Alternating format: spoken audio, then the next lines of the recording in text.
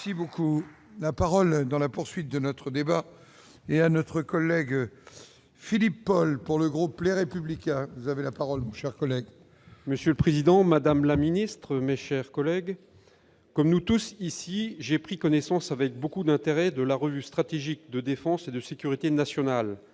Je voudrais saluer la qualité du travail réalisé par son comité de rédaction, présidé par notre collègue Arnaud Danjean, député européen. Nous ne pouvons que partager le constat d'une France exposée et engagée dans un environnement de plus en plus instable, en proie à des menaces de plus en plus diffuses. Ce contexte périlleux nous oblige plus que jamais à être en capacité d'action comme de réaction sur notre territoire national, bien sûr, mais aussi en de nombreux points du globe. Madame la ministre, considérant que cette revue stratégique est le préalable à la préparation d'une nouvelle loi de programmation militaire, je souhaite vous sensibiliser à la nécessité d'envisager d'ores et déjà la construction d'un porte-avions nucléaire à même de succéder au Charles de Gaulle. Véritable fer de lance de notre capacité de projection et d'intervention lors de situations de crise, le porte-avions constitue une composante majeure de cet outil de défense agile, projetable et résilient qu'appelle de ses voeux le Président de la République dans sa préface, comme de ce modèle d'armée complet et équilibré, le seul à même de donner à la France les moyens de son autonomie stratégique et de sa liberté d'action que vous évoquez vous-même dans votre avant-propos. Il ne s'agit pas aujourd'hui d'entrer dans un débat sur le futur budget des armées, mais bien d'anticiper.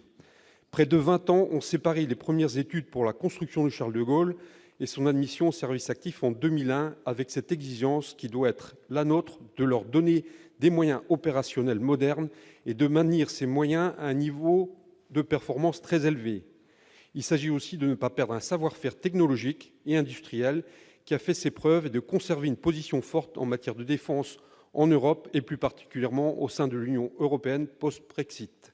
Enfin, envisager la permanence de cette capacité constituerait un signal fort vis-à-vis de nos armées, dont nous ne saluerons jamais assez le sens du devoir, le professionnalisme et la compétence. Madame la ministre.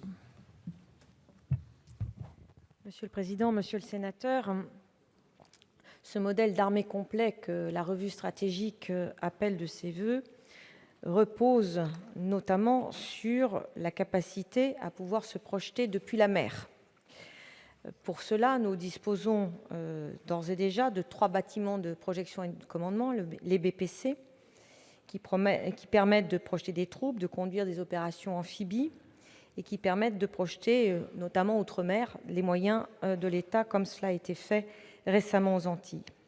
Au-delà, la capacité de projection depuis la mer passe aussi par les avions, et ces avions doivent pouvoir décoller d'un porte-avions. La résurgence des États-puissances se traduit en ce moment par la construction de nombreux porte-avions dans le monde. En Chine, en Inde, au Royaume-Uni.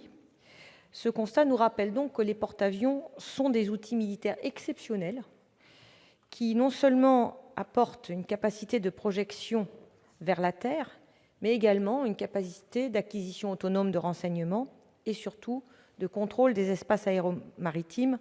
Bref, c'est un outil majeur du combat naval. C'est aussi, et ce n'est pas négligeable, un outil politique, car c'est un outil à très forte visibilité médiatique, qui est également un outil de crédibilité vis-à-vis de nos alliés, et les récentes opérations que nous avons pu mener en Méditerranée, en lien avec nos alliés américains, en attestent. Alors, dès la prochaine loi de programmation militaire, nous devrons lancer des études pour renouveler cette composante porte-avions. Il faudra, à minima, préparer la succession du porte-avions Charles de Gaulle, qui devrait être retiré du service actif à l'horizon 2040. Et pour ce qui concerne la question de savoir s'il faut disposer ou non d'un second porte-avions, eh bien, cela fera partie des travaux que nous devrons mener dans le cadre de la préparation de cette future loi de programmation militaire.